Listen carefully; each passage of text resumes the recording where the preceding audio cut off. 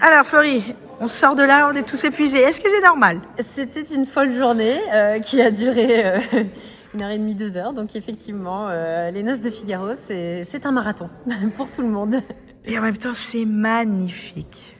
Merci beaucoup. On a une superbe équipe, ça il faut vraiment le dire, et de solistes et de choristes et de musiciens. Donc c'est vraiment très agréable de travailler dans ces conditions-là avec autant d'envie, de joie partagée. Et l'œuvre nécessite vraiment ça, elle appelle ça, avec aussi des beaux moments très émouvants, notamment dans des airs solos.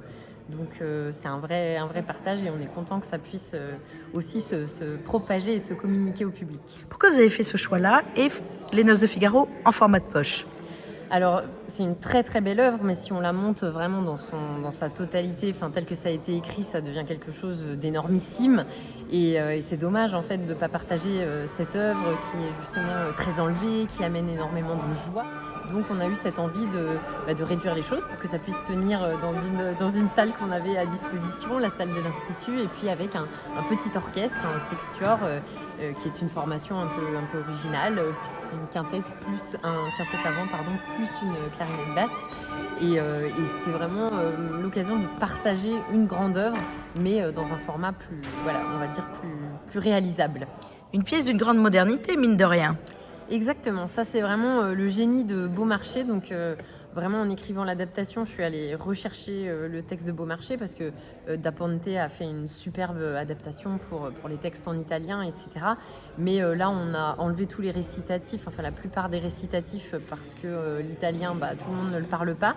Et donc l'idée, c'était d'avoir vraiment cette saveur des textes de Beaumarchais. C'est quand même une pièce qui est assez féministe, avec aussi des revendications sociales, puisque Figaro, il comprend pas pourquoi lui, il pourrait pas accéder aux mêmes privilèges que le comte juste parce qu'il est pas né sous la bonne étoile.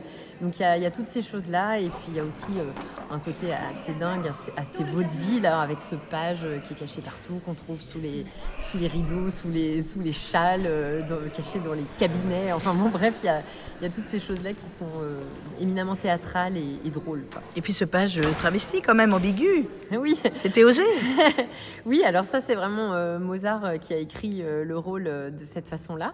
Et c'est vrai que c'est assez jouissif parce qu'en fait, il y a toujours ce côté. En plus, à un moment donné, ce page travesti, en fait, on le déguise en femme. Donc, il y a tout ça aussi, c'est vraiment très, très théâtral, cette mise en abîme. Et ça amène aussi plein d'ambiguïté. Et avec son rapport, c'est aussi un cœur d'artichaut. Donc, il a un rapport assez fort à toutes les femmes du château. Il veut toutes les séduire. Et puis, en même temps, il y a cette ambiguïté du genre. Donc, c'est assez moderne aussi par rapport à l'époque. Ouais. Et puis il y a eu de très belles voix ce soir. La qualité est là, c'est aussi l'objectif de l'ensemble vocal éphémère. Oui, l'idée, c'est effectivement de pouvoir avoir la totalité de l'œuvre. Donc, il vaut mieux faire une bonne distribution. Donc ça, c'est vraiment Émilie Legroux, la directrice artistique de l'ensemble vocal éphémère, qui fait la distribution, qui fait le choix des solistes, et puis qui imagine quelle voix ira bien pour tel rôle. Et je crois qu'effectivement, c'est une belle réussite. On dit que quand la distribution est bien faite, c'est 80% du spectacle qui est réussi. Donc, je ne sais pas si c'est vrai, mais là, on peut peut-être le dire. Ouais. Ça fait du bien de voir une salle de l'Institut pleine après 2 ans de confinement, de Covid. Oui, ça fait du bien, et puis de voir aussi les mines réjouies des gens. En plus, moi, comme je joue le chérubin narrateur un peu de l'histoire, j'ai l'occasion d'aller vraiment très proche du public, donc c'est super de voir que les gens participent, qu'il y a aussi des moments drôles, donc on les entend rire.